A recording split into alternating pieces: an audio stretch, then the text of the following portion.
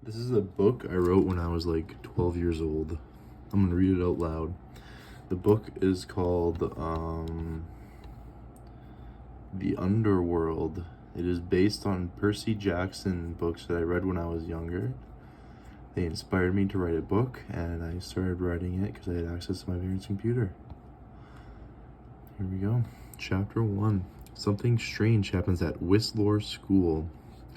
Hi, my name is Seth Udua. I have only one friend named Dipal Gupa.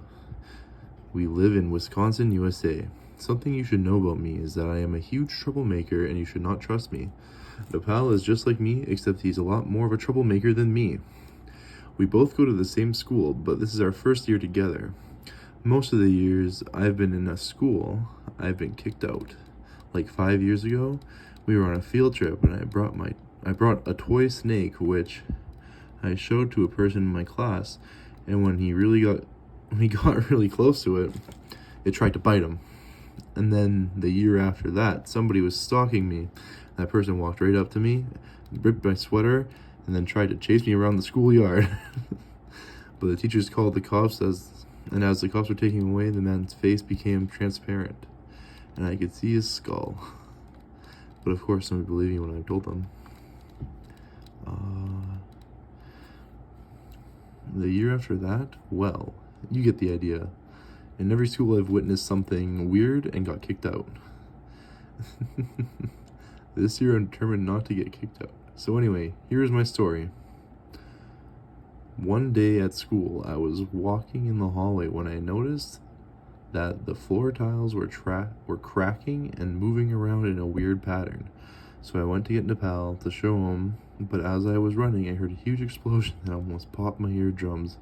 And when I looked back, I saw something I couldn't explain.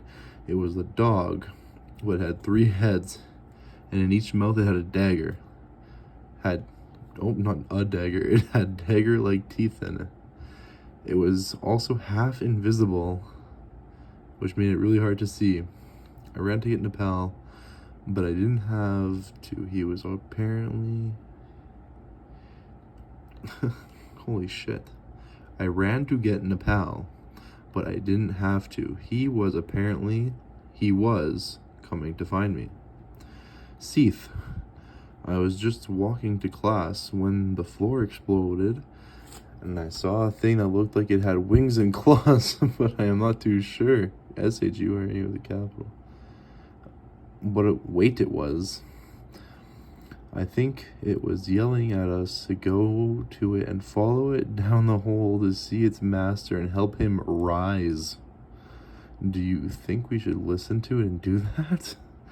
I stared at him doubtfully, wondering how I liked him, but I said, no, we should get going now before we get in any more trouble. Later that evening at home, I was talking to Nepal on email when my screen froze, so I went to get my mom when the computer started working again.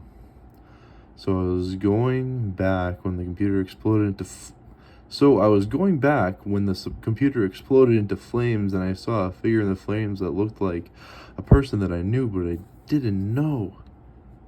But it started talking to me, saying, "Come with me, Seth, to my kingdom, where you can lead my army into creating the greatest war ever, where after our army wins, we shall rule the world. After my kingdom expands into the biggest kingdom of them all." Holy shit. Wait, I said. Who are you exactly? Why, I am only the mighty Lord of Time, Kronos, who will take over the world within 10 months. Okay. Why would you need me of all people on Earth? Why? Because you are one of the only ones like you who doesn't know their own identity. What do you mean I don't know my own identity? He seemed mad that I was questioning him, but he groaned and said, Of course you don't know that you are part God and part mortal. Almost nobody knows their own identity who is like you unless they're claimed, which is very annoying. Why can't demigods know their own identity when they're born? Wait. Oh, I started using quotations. Wait, what is a demigod? I asked. I already explained these to you. Demigods are part mortal, part god. Now remember that because I'm never explaining that to anybody now. Damn. Okay. But what is this army that you wanted me to join? I asked. It's an army of monsters and demigods. Oh, but why would I want to join this army? Because I can grant you anything you want. Power, riches, fame, wealth, fame, and power. Anything you want. Okay, but what will happen if I don't join your army? Well, first of all, you won't get anything, I promised. But you will have to deal with fighting with an army of your own, which I can't tell you about because it's against the Ascent rules. But I guarantee you a better profit if you join my cause. Damn, he's a salesman. No thanks, Lord Hades. I thought it was Kronos. But I think I can do this on my own by living a normal life. Holy shit. How dare you say no to me? I should cast you to Tartarus for this. But okay, if you choose to leave my offer, then okay, I shall go try to convince your friend Nepal. Hope that is okay with you. Wait, I don't need your permission for this. I am a god. I can make my own decisions. Oops, silly me.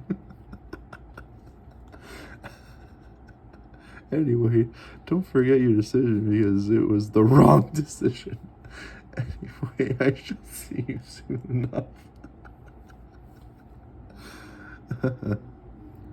When he left my computer, he seemed to think that nothing happened because it went of fire and it had no burn marks at all. So I went back on it and told Nepal to get out of the house and come to my house because his computer was going to go on fire soon if he doesn't come to my house soon. Then you have to write so many words to submit it. He thought I was crazy, but he came anyway. When he got to my house, we played Xbox 360 for a while. We were playing, the screen turned black and a flame image appeared on the screens, and on the screen a fiery image appeared and flicked his wrist. And I went flying back and I hit a lamp and all went black. Damn. When I woke up, I saw Nepal sweating on the ground. I wanted to see if he was okay, but he put up his hand saying me to stop, as he ought to be explaining what happened while I was out to me. After you passed out, I started screaming at Lord Hades, and he did that thing to me, but he just flicked his wrist and my mouth seemed as if it were glued shut. He started to try to convince me to join his army of dead and alive demigods. Oh, what'd you say? Damn. No, nothing else. Just, oh, what did you say? Why I said. What did Seth say? He said that you made the wrong decision and that I should not listen to what you said. But I said no because you're my only friend and I would never leave you alone unless... Oh shit, there's beef.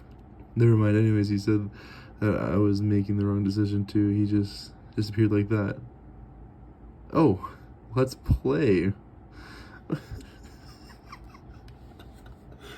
Damn. What the fuck? How do you end a chapter like that? He just explained and he's like, let's play. This has been chapter 1 of the Underworld.